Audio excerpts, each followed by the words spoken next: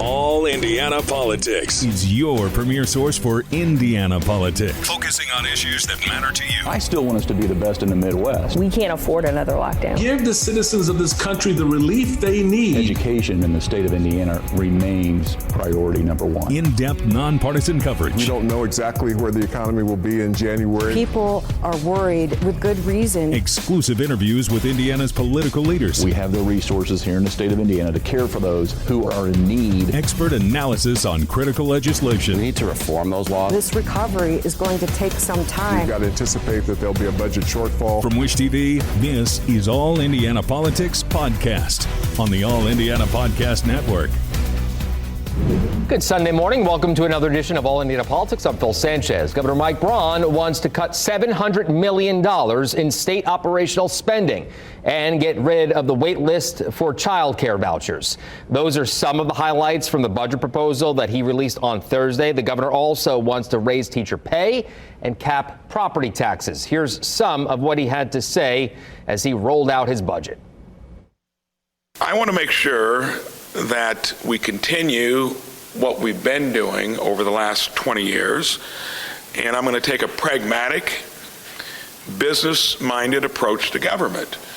And I said I'm going to be fiscally conservative and politically entrepreneurial, meaning that I want to look at all the issues we deal with.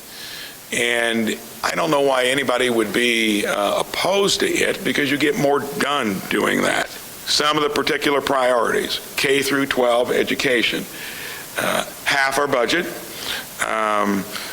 Almost all states struggle with the same thing we need to do better at. How do we show steady improvement through every grade, and why have we been stuck for so long in places when we've tried so many different things to make it better? So I'm going to be looking at all the leading edge ways that we teach. I'm a big believer that we got to get more money into the classroom, not on the building and the operations, but into instruction, teachers. We're going to make Choice Scholarship Program universal for all Hoosier families, and to be honest, we've gotten very close to that because we've been on that a long time. I come from a great public school district. Kids have gone there, grandkids. Not all places have it. When you don't, you need options because you don't want parents to be in a dead end. Proposing a 4-year phase out of the tax on retirement income. That doesn't amount to a lot in terms of the revenue relative to other sources, but it means a lot, I think, to people when they get to that stage in life. I campaigned on it. I'm going to try to do my best to get some of this stuff done. And yesterday in a discussion with the Speaker and President Pro Tem, we're close enough on this stuff, and then you get into the whole machinery of getting it across the finish line. Also put out there several tax holidays to make it a little easier for Hoosier families, including the back to school and youth sports sales tax holidays, outdoor recreation tax holidays, and I'm going to look for others that are going to have impact. And again, how do you do it? You run the government more efficiently. That's how you pay for it. We're not just looking in one area, we're looking across the board, and we're going to have each cabinet secretary find where that's going to be in their own domain, and that's going to be something we flesh out over the next 3.5 months. And the fact that I did that was part of it in 15, 16, and 17, and remember then, that was the year of road funding in 17. Wasn't mentioned here. That's another big strategic thing that we're going to have to work on. So a lot of moving parts. But we're going to ask, and it won't be as hard the first year to find savings. Then the key is, what can you extract year after year, and we'll still be looking for them then. Meanwhile, in an exclusive interview, the highest-ranking members of the Indiana House say homeowners can be assured of property tax changes this session.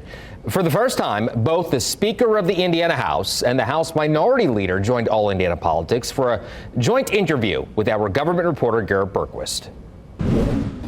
And joining us now are the two highest-ranking members of the Indiana House of Representatives, House Speaker Todd Houston and House Minority Leader Phil Giaquinta. Gentlemen, welcome to you both. Thank you. Thanks for having us. Yep, thanks. So, Mr. Speaker, I'll begin with you. We've got a new governor now, and it's worth pointing out that Governor Braun did serve for about 1.5 terms in the Indiana House before he went to the Senate. How does that change the power dynamic between the General Assembly and the governor's office? Well, I think, Governor Braun's previous experience in the State House and the House Republican Caucus, he's very aware of the work that we do and how we do our work, and I don't think it'll change the power dynamic. It's always been collaborative, and I suspect it'll continue to be that way with Governor Braun.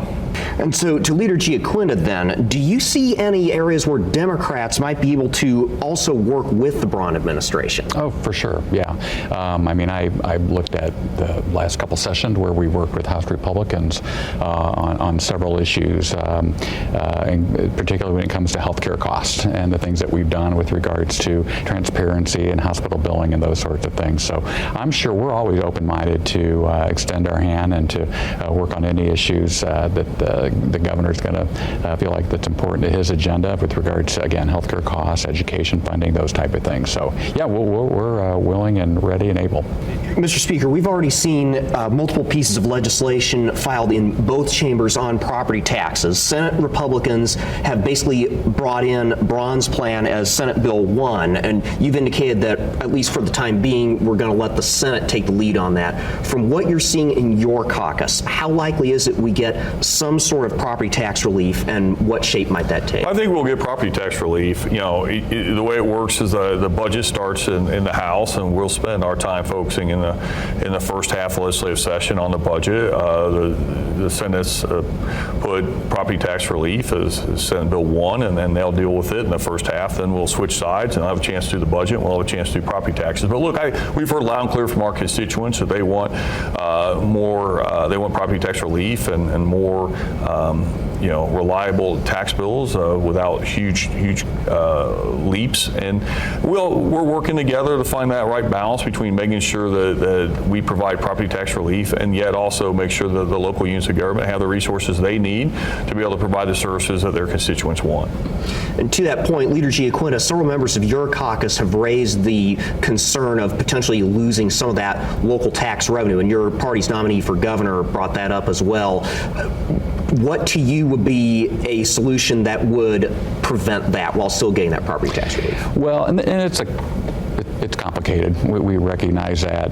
One thing that we've said is that we don't believe, anyway, that funding for education has kept up where it should have, at least the previous 10 years compared to the 10 years before that. And so that has resulted in school districts having to go pass referendum, which then leads to an increase in property taxes. So, if there's ways that we can make sure that we're fully funding education in all forms in the state, that will help with property taxes. And just along that same lines, we do think that we need, I've said before, we need more property owners. That includes obviously looking at ways to build on plenty of vacant land and spots around the state that have been old houses that have been torn down. How can we get more inventory into the state? And then what can we do to make ways for folks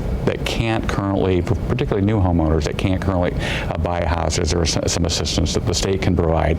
We need more property owners. And I would note, Garrett, that Indiana already is a low property tax state, so the system doesn't need to be completely blown up. It needs to be refined to make sure we don't see such large, increases that property tax payers have seen the last few years. And then, as noted, just finding the right balance between what local units of government need for the needs and services that they offer, and what is the relief we can provide to the actual individual property tax owner. And I'll add too, and maybe I didn't answer it, when it does come to local governments, we want to make sure that they have the necessary funding to do what they have to do, which is provide for police and fire and things like that. So that's just a cautionary measure that we want to make sure that we're not hurting local governments, because they do have a lot of responsibilities to their citizens. Will we see, Mr. Speaker, a long-term fix for the Medicaid waiver wait list?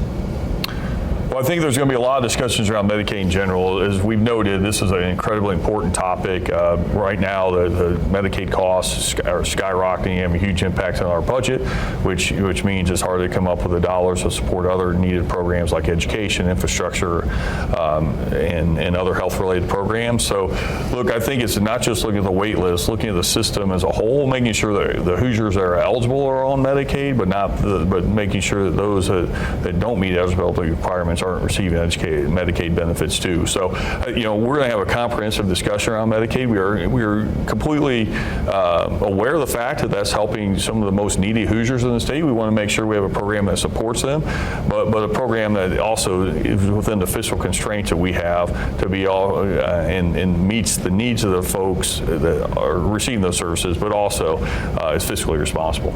Leader Giaquino, what can we expect from Democrats on this issue?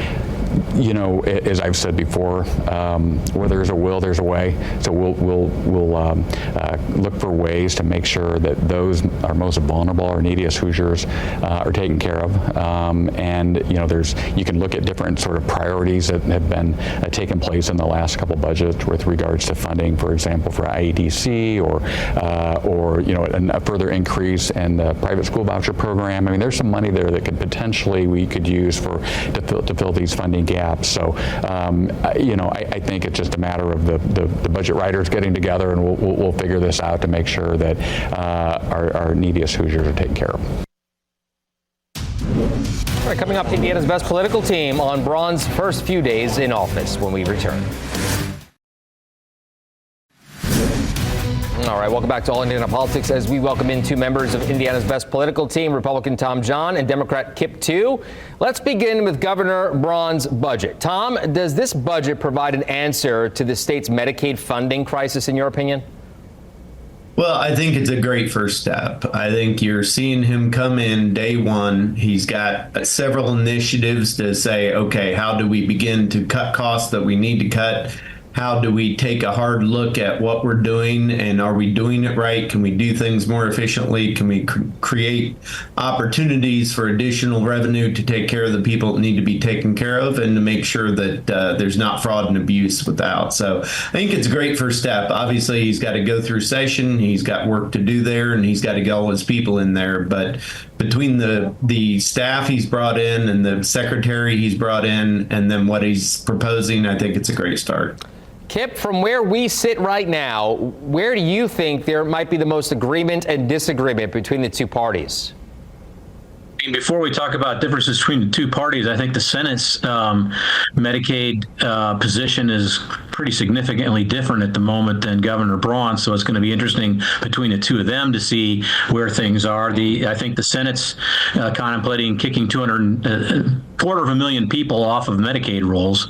I don't think the Governor Braun has been quite that stark. So it'll be interesting where they come out. I think Democrats are going to be looking to make sure that the most vulnerable aren't kicked off unnecessarily. Is there waste and abuse in the Medicaid program? Undoubtedly. There was $1 billion mistake made by FSSA last year, and I hope that $1 billion mistake is not going to be, the most vulnerable are going to have to pay the price for that $1 billion mistake, and that we get this thing fixed in a way. I know that there's lots of communities out there right now that feel like they're still not getting served by Medicaid. Right. There's a 9,000 plus member waiting list for seniors in one Medicaid program. You've got people with vulnerable children who are on waiting lists. So we better be very careful about how we go about this. Definitely a delicate topic, no doubt. I also want to address Braun's first executive order, specifically dismantling the state's Office of Equity, Inclusion, and Opportunity. Now, Kip, the order specifically said no state funding for programs that grant preferential treatment. Does that leave the door open for some DEI programs to remain in modified form? I certainly hope so. I think this is largely political optics. There's been an attack on those kinds of programs across the United States after, the rise of Black Lives Matter. And I think it's an unfortunate political argument, because I think most Americans agree, most Hoosiers agree that there are people that are discriminated against and that have been historically second-class citizens in this country, and that we got to do all we can to make sure that there's equality. And that's what most of those programs focus is and was and should continue. Tom, the state's own studies show minority-owned businesses consistently win state contracts at a rate far below their white-owned counterparts. Does this send a message that Indiana not open to business for those folks? I don't think that's the case. I think really what you're going to find is an administration that wants to see people who are bringing innovation, who are bringing enterprising and new ideas to the state, but they don't want to, frankly, have a bow on it that indicates one thing or another. I think they'll encourage small businesses. They're going to encourage diverse businesses, but they felt like that this was not necessarily going to that goal, but it was more to window dressing, frankly. All right, gentlemen, sit tight. We're going to quickly take a quick break and be back with more political news coming up after the break. And welcome back to All Indiana Politics. Still with us, Democrat Kip Tu and Republican Tom John. The Supreme Court, gentlemen, on Friday unanimously upheld the federal ban on TikTok if the app's Chinese parent company does not sell it. Kip, did the court do the right thing here? When the current Supreme Court has a unanimous opinion, I think it's something that is pretty extraordinary in and of itself because there's bitter disagreements on that court.